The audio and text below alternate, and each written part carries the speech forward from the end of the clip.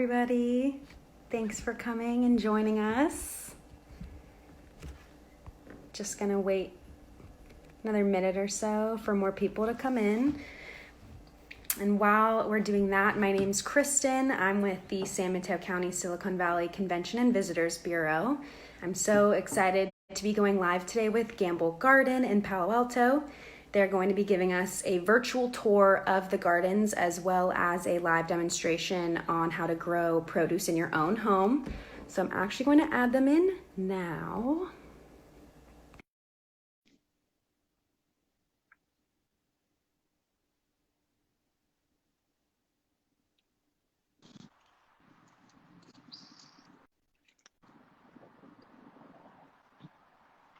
Hi. Hello.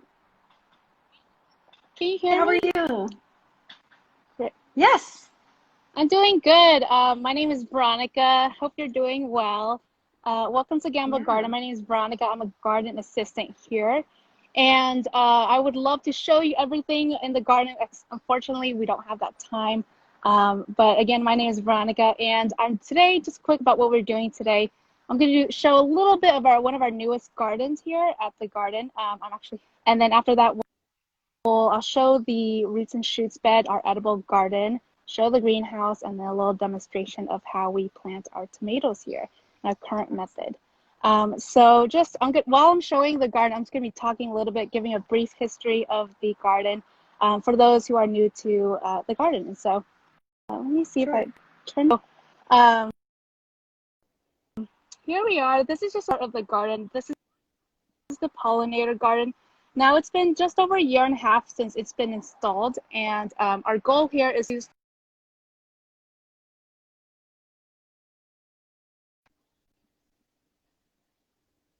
now with mainly perennials. And last year when we first installed it, while we're waiting for the perennials to get really big like they are now, we grew some annuals. But now, as you can see, and we've had to cut back a lot of things too, but it's just arranging with color. Now, the garden, just a little bit about the garden. The garden is named after Elizabeth F. Gamble, who was the granddaughter of Procter and Gamble.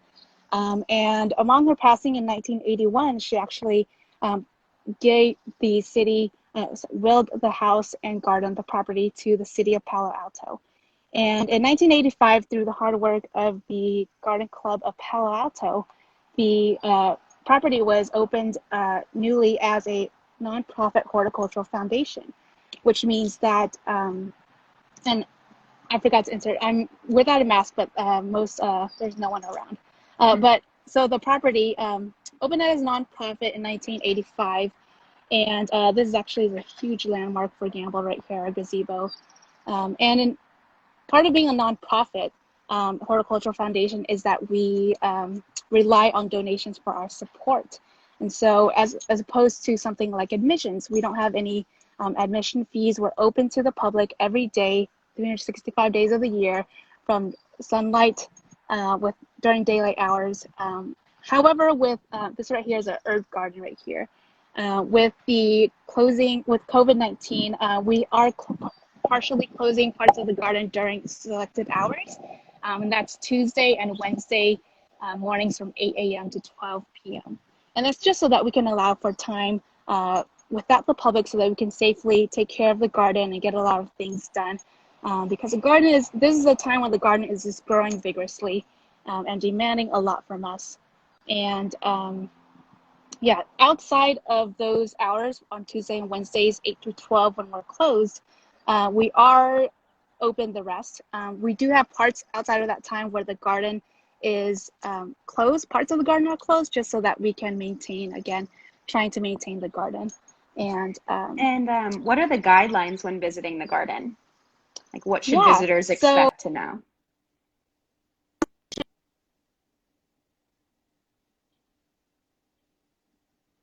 On Tuesday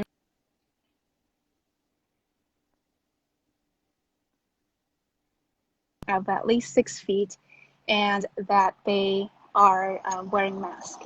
And also our picnic tables and benches are also closed per county orders. And so that's what they can expect. Parking is on the street. Again, it's free as well. And there's lots to explore. Now, I would love to show you all of the garden, but we don't have that time, and I want to get us going. This is our huge bay tree. We have a collection of succulents, and actually I want to show, we're right here, I want to show off some of our pots right here. Now, we've just, this season, we've changed our pots to be a bit more towards edible gardening. And so all of the flowers in here are edible. Wow. Surprising. So all salvias have edible flowers. And this right here, which I'll be talking a little bit more about later, is a semi-determinate tomato, and you can see small tomato fruits right there. Oh. Now this one is really good. It'll just fall over the container and kind of trail over, and it'll look really pretty with red fruits. And we have chocolate cosmos here, calendula, sweet alyssum. And then I wanted to take us to the edible garden, which we also call the Roots and Shoots garden, because we have a Roots and Shoots program, which usually during the year, a few classes, the third graders from Walter Hayes, which is a nearby elementary school, they come and with our volunteers help to take care of the garden and tend to these beds, plant, and all that. Most of what's harvested here goes to the local food bank. And so we try to foster connection with nature and helping the community. And so what kind of produce do you have planted there? Right here, so these are tomatoes. Now, okay.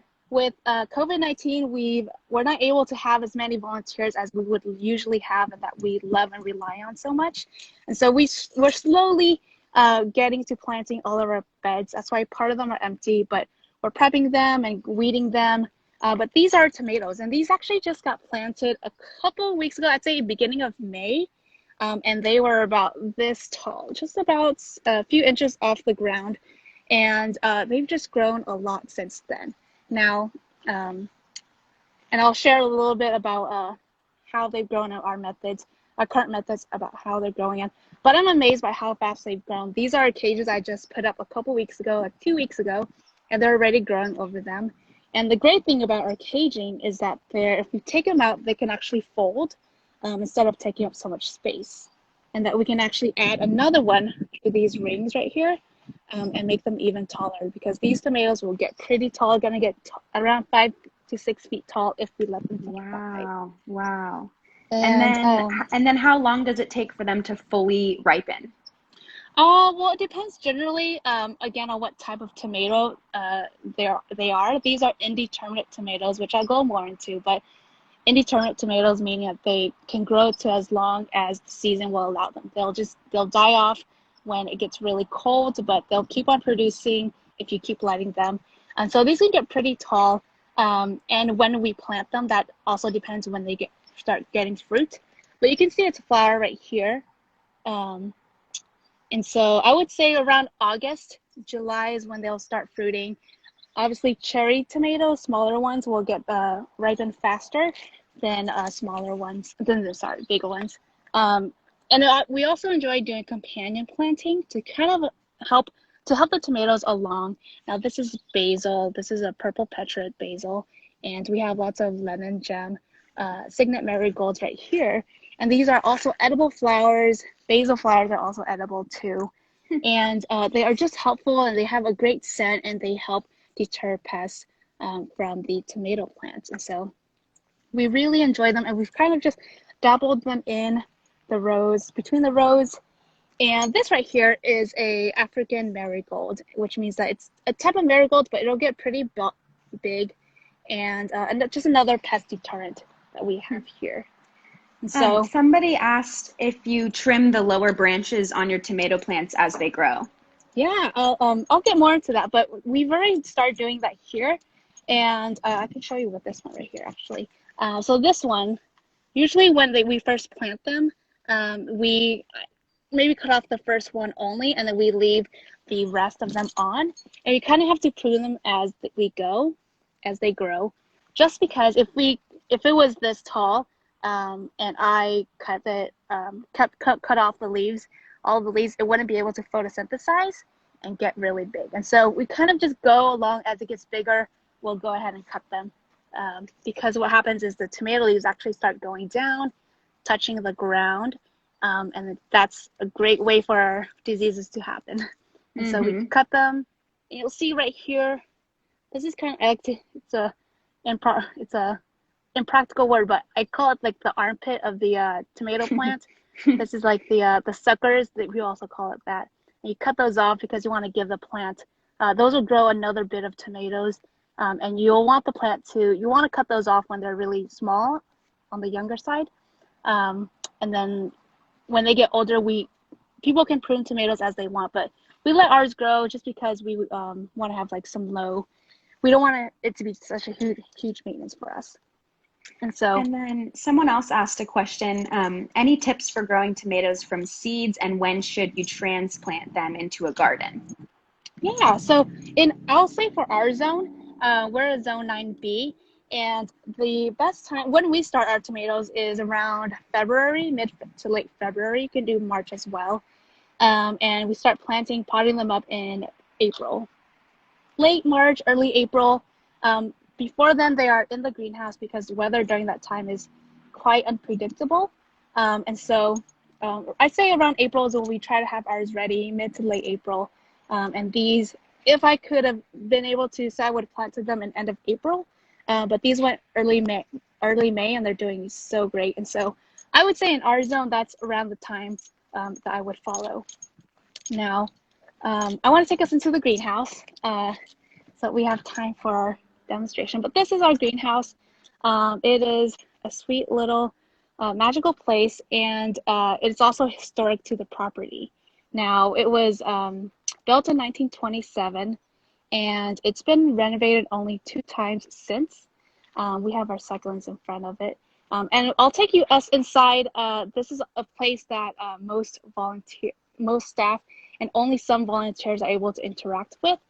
So I'm really happy to showing you what's inside here. And it's actually quite empty because during this time of the year, it's really hot outside. And so we don't really need a strong greenhouse to be growing a lot of things. Most things can do really well being planted outside or taken outside at an earlier stage. And so we do lots of propagation here from things that we already have. And these are camellias right here. And when propagating camellias, we just take a lot of perlite, which is this right here, and we just put it straight in there. We don't necessarily like put it in soil, something like that. And so these are just our seedlings. We mass plant them in our seedling mix and just kind of mass plant them. And then as they get bigger, we kind of take them out. We use a fork to help dig them out, take them out, and put them in their bigger container, harden them off to the outside temperatures. And then they're ready to go outside to be planted in the garden or for sale. So this is some cilantro we have right here, and our basil right here. And we have some radishes and pumpkins, kales being started right here. Now, and how this gets watered is we have a mister system. And so this system right here, when it's green, when it feels really dry, it'll lift up, and that will start misting. And I'll just show a little example. Oh, wow. So that's how we try. There's many different ways of doing it, but that's just one way that we really like to do. And then these are just like the stage right after all the seedlings. They get potted up, and wait till they get a little bit bigger, and then we start hardening them off outside. Keep them in the shade for a few days, and then in the sun, and they'll do really fine that way. And so, yeah. I have another question here. Sure. Do you pinch off the flowers when the plants are young to encourage growth? Yes, we do. Lots of people have different thoughts about how to do that. We do, just because we want to encourage foliar growth. And when plants start producing flowers, they are focusing more on flower production than on producing leaves, and we want them to focus on leaves first.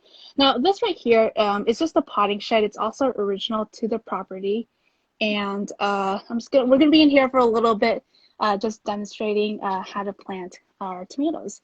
Now, just for ease of demonstration, I will be showing us how to do it in containers, and I just want to show our materials. And then I think one thing I really like learning is what people use, and this is currently what we use and we really like.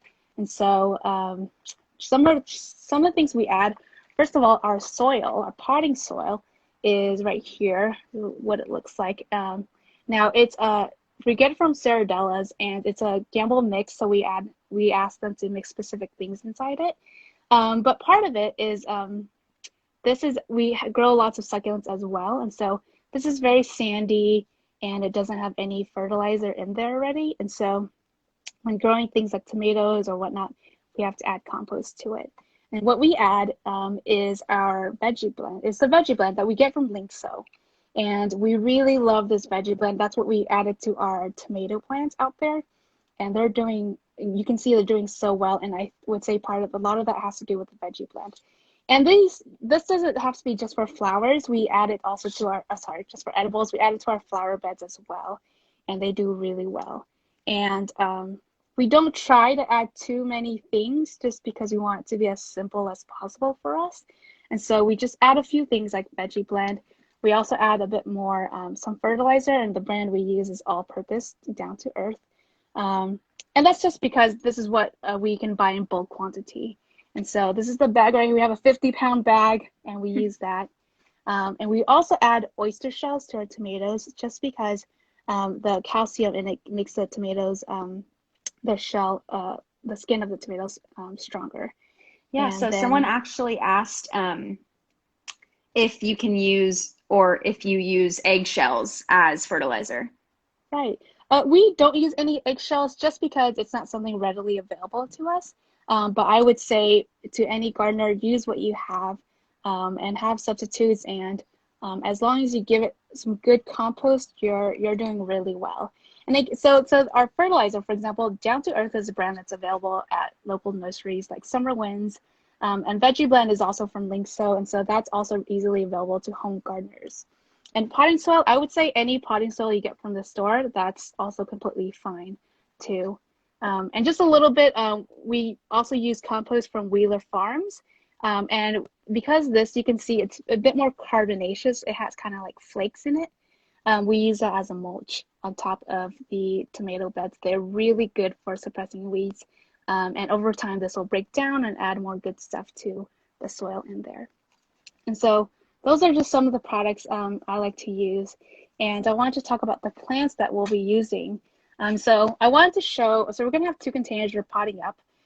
This is a Sun Gold tomato, which is one of the best tomatoes ever. It's so delicious, and it's golden. It's the sweetest little thing ever. Now this right here, and most of these are plants that we've grown here, but some of them we also get from Emerisa. Now this one right here is a celebrity tomato. And I wanted to show a demonstration of what to do, how to plant a tomato plant that's maybe a little too big, that's flowering already, and what do we do with that. And then right here, these are just companion plants that people can add next to tomatoes. As you saw, we have basil and marigold. And there's 2 different kinds of marigold. This is more of the French marigold, and this is more like a Signet marigold with better tasting edible flowers. And then these are sweet alyssum, and they are great. They're also edible, and they are great for pollinators. And this is just another type of basil. And so those are just some of the companion plants that we have. And I'll go ahead and start the demonstration. Yeah. And so, yeah, I've talked about the soil. I've gone ahead and pre-mixed it into our containers. And right here, so inside here, we have a container full of soil. And actually, I'll show you what it looks like inside. So everything has been mixed. You can see some of the oyster shells and whatnot. And I like to, so this first off is a 10-gallon container. We have 2 10-gallon containers. And that's just mainly, that has a lot to do with the different types of tomatoes that there are. So generally with tomatoes, and this is some basic information just to know as maybe you're researching or determining what kind of tomatoes to get. There are 3 different types of tomatoes. There's indeterminate, determinate, and semi-determinate. Now, indeterminate are like the tomatoes we have out in the garden, in the ground, and the ones that we'll be planting today. These will just grow and grow and grow as long as, until the cold kills them. Now, determinate tomatoes, those grow to a certain height, and they produce one big crop of tomatoes. And that's pretty much it, and they start dying off after that. But they're really good because there's certain varieties that are determined that do so well, especially if you're low on space. And semi-determinate tomatoes are tomatoes that have the qualities of both of them. So they're smaller, like a dwarf, like a determinate tomato, but they'll keep producing until the cold kills them.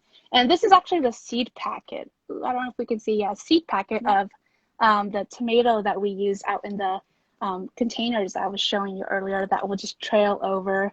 Now those, they can use a lot smaller containers, but the ones we'll be planting will be big indeterminate tomatoes, and so that's why we have some big 10-gallon containers. And this, I would say, is the minimum size for their forever home. This is their minimum size that they'll need. And so, yeah, we can get started. And again, I like to leave from the container, we leave a few inches of space just so that when we water, and we'll be adding some compost on top now. I'll explain and you'll be able to see, but this right here. So when we plant tomatoes in a container, it's always good, and when you're looking out for tomatoes, you want to find ones that are kind of like this, are small like this. That way they'll get to be really big. You can see the root ball right here. They've started growing lots of roots, and this is good. This is really good. Now with tomatoes, generally, well, actually with plants in general, you plant them at the height of the soil right here. But tomatoes are so amazing that you can actually start planting them. So this one I might plant up to here. I can plant it this deep, and it'll develop roots along the whole way. Now I just cut that off, and I'll explain more about pruning as we get to the really big one. But it's really just as simple as putting it in the center, and you're pretty much good to go.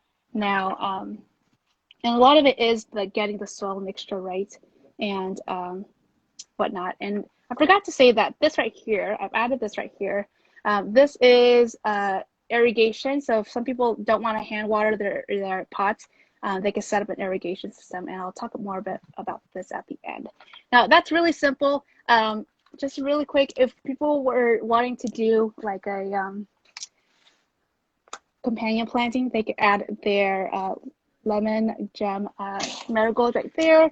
Can also add some basil right there. And then I really like the sweet alyssum for kind of just like the end right here. So when you say companion planting, is it because it helps the tomatoes grow, or because it looks better, or why do you do companion planting? It's a little bit of both, honestly, but mainly to protect the plants. So they're just plants that grow well together. They're happy, they're like friends, they grow well together.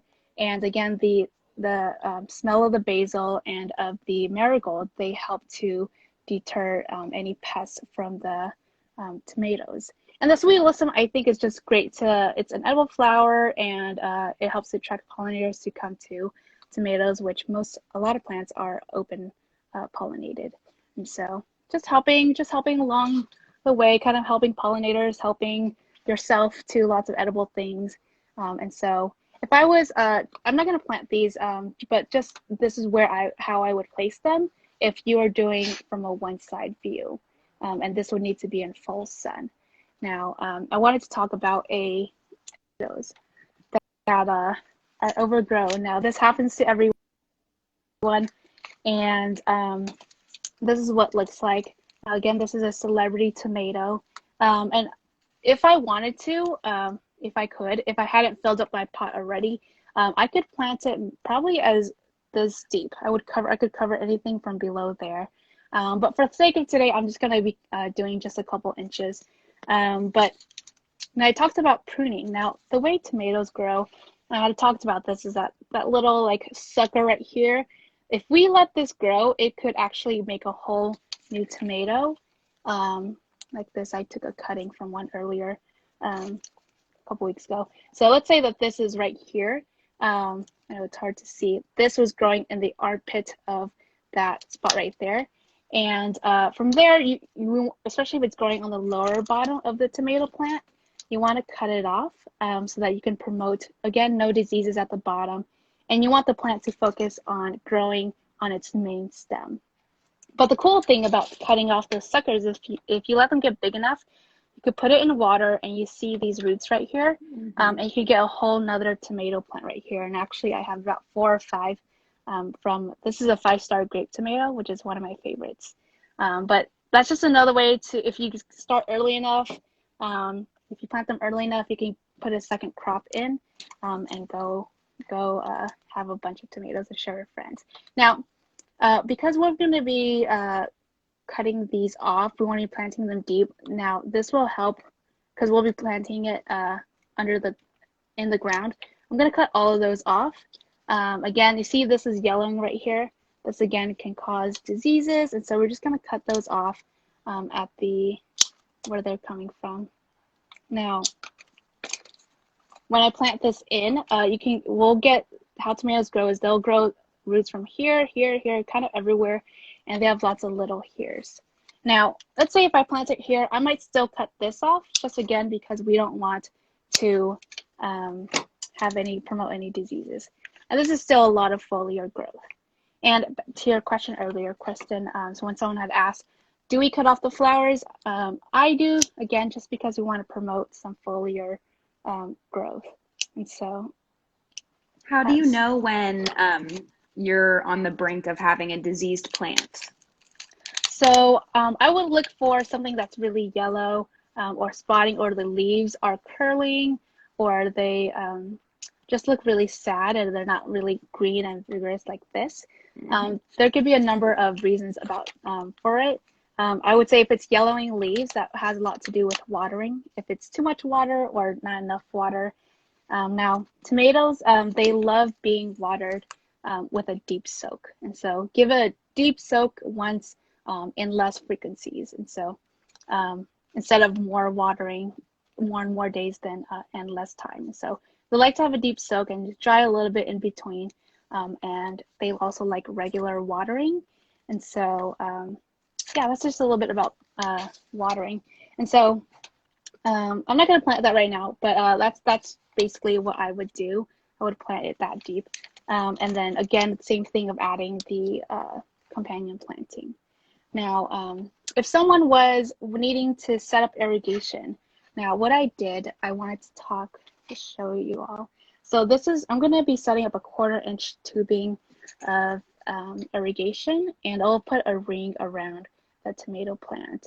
And so this right here is what I need. And this is one tubing without any holes or emitters in there, as you can see right there. And then what we'll add is we'll add a T-post, or not T-post, a cross or a T, just like this. And you'll be able to put this side in and then connect the ends of what you'll be adding. So let me just add that in, and then I'll explain the second part. And the great thing about this is that you can add, the great thing about this is that they're really easy to move, take in and out. Some irrigation, like the thicker ones, are really hard to pull and cut. And this is one that I recut. This is 1/4-inch tubing, and it has emitters every 6 inches. And so let me put it in and I'll show an example. I'll show what I did. And this is just set up just as an example if someone didn't want to do their own hand watering, because hand watering is really hard to be consistent with. And so this is what it looks like. It's a lot of commitment. No lie, if you go away for vacation or go away for even just a weekend, you got to have someone in mind. So this is what it looks like, and it's really simple. Again, that T-post I added, I just connected both ends, and I had measured this already. You can see an emitter right here. And what I did is that this tubing right here, I connected it before. That's the first thing I did. And it connects to one of the drain holes at the bottom. And it can be easily connected to whatever system we have, or someone would have. And so tomato would be in the center, and maybe I would plant my basil right here. I would plant the alyssum right here, and kind of along where the emitters are at. Yeah, that's pretty much it. You put compost on top of the irrigation system? Yes, yeah, thank you for that. Okay. So after this, and same thing in most gardens, people don't like seeing the irrigation. And so what we would use is our Wheeler Farms compost, just like we have out there, and provide maybe 2 to 3 inches of covering. This helps a couple things. Now, when plants are planted in pots, they are needing to be watered more often than they would in the ground. And the same thing for fertilizing. And so watering and fertilizing because they're in an enclosed space. And so the mulch is actually a dual purpose. It's really good. It helps protect against any weeds that come up because you don't want to be weeding we don't want any root competition. And then they also help against kind of suppressing kind of a second layer so that the water from the soil doesn't evaporate as often. And so it's dual purpose and it's really, really nice and it makes it just look a lot more cleaner than with the tubing. Someone asked if you have any tips on composting at home. Composting at home, yeah. I would say there's different ways of doing it. If you wanted something that was a little bit more low maintenance, I would say doing worm composting. And there's a lot of information out there about worm composting. But the main thing is making sure you get the right worms. Now, not all worms are for composting. We have red wigglers are the best worms for composting. And they'll eat most things like veggies, banana peels, your your watermelon rinds. But they don't like citrus things or any meat, any oil, none of that, or onions. That's one way, but there's lots of different ways. That's the first thing I would say for a home composter. And I forgot to say, if we can also add, we've added before like worm castings in here in our containers and our tomatoes, and that does really well too. So worms are a great sign of good soil. And so that's just another thing that can be added as well. And this is our current method. Awesome. Yeah.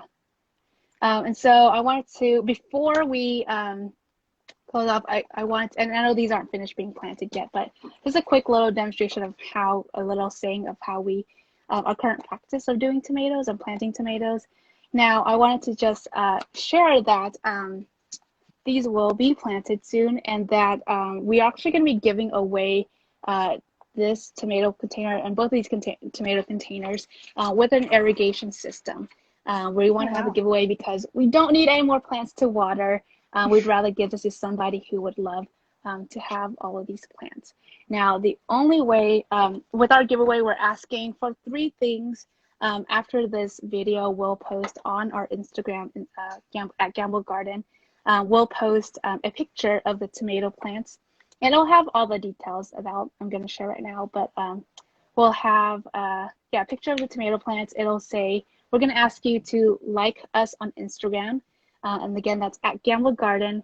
And on that picture, we're going to ask that you tag 3 friends on that comment, and for you to tell us which variety you would like, and we'll have that information on the picture again. And again, we have sun gold and we have the celebrity tomato. So we just ask those 3 things, and there will be a deadline. It'll be about a week. But again, all the information will be on the picture because we want to give these away to a new home and someone who would really like them. So following up with that, somebody asked earlier if you are selling any kinds of flowers or any other pots. So maybe for someone who doesn't win the giveaway, if they could still buy and support your business. Yeah. So we do have a plant sale. We're trying our best to offer varieties that maybe aren't very common in the nurseries, and so we have a variety of things. It's on our website at gamblegarden.org, and it says plant sale, and we have edibles and non-edibles for sale. Awesome. So and then most of those are things that we've propagated ourselves. Cool. This is really great. I'm also really excited to see the giveaway. You said you're giving away 2 plants, 2 tomato plants? We're going to give away these 2 tomato plants with their companion plantings and the irrigation all set in and ready to go. Yeah. I love that term, companion planting. I know. Cute. It's like friends and plants, and they're really happy together. I just also wanted to say thank you, San Mateo County, Silicon Valley Conventions and Visitors Bureau, for having us. It's been really fun to kind of show a little bit of Gamble Garden and maybe some of the more aspects that aren't open to the public. And again, I just wanted to throw out there that we are open to the public for free, except for our new hours that were small hours that were closed. That's all of that is on the website. But we invite you to come to Gamble Garden and see what there is and along throughout the whole year because the garden changes a lot during the seasons. Yeah, I bet. I bet. Just one more question here. Sure. Somebody asked if you ship the plants or would they have to come pick it up? Yeah, so our plants are, we ask that you come pick it up. We have currently it's Tuesday afternoons from 1 to 3 p.m. and on Saturday mornings from 9 a.m. to 12 p.m. And so we put the orders the day before to make sure that they are ready to get as much sunlight as possible and they're ready to go. And you'll come and of course we ask that folks are wearing the mask and social distancing. Yeah, so those are our pickup dates. That's awesome. Well, I'm really happy that you went live with us and we Yeah. learned so much about tomatoes. I'm actually really wanting to grow some tomatoes outside or just any produce in general, you Yeah, know? yeah, Basil sounds really good too. A good salad, like a good, good what's it salad. called? Caprese salad. Yeah, Yeah. that That sounds really actually good. reminds me, I had this lettuce I wanted to show off that if you're someone who's maybe low on space and you still want to get some greens because tomatoes do take a while to grow, you can plant lettuce like at the bottom of where your tomatoes are at and they'll have some shade for the lettuce and it'll be really happy. Another companion plant for the Another tomatoes. friend. Another friend. That's awesome. Well, thank you so much, Veronica. We really Of course. appreciate this. Hope you have a great long weekend, and we look forward to seeing your giveaway post. Awesome. Thank you so much, Kristen, for having us. Thank you. Yeah, of Take course. care. Happy Memorial Weekend. You too. You too. Thank you. All right. Bye, everyone. Thank you. Bye. Thanks everyone for tuning in today. On Tuesday, we will be going live with Del Oliva in Burlingame, and we'll get a demonstration on different types of olive oils and their benefits. So definitely tune in on Tuesday, the 26th, onto our Instagram, and we look forward to seeing you then. Have a great long weekend, and goodbye.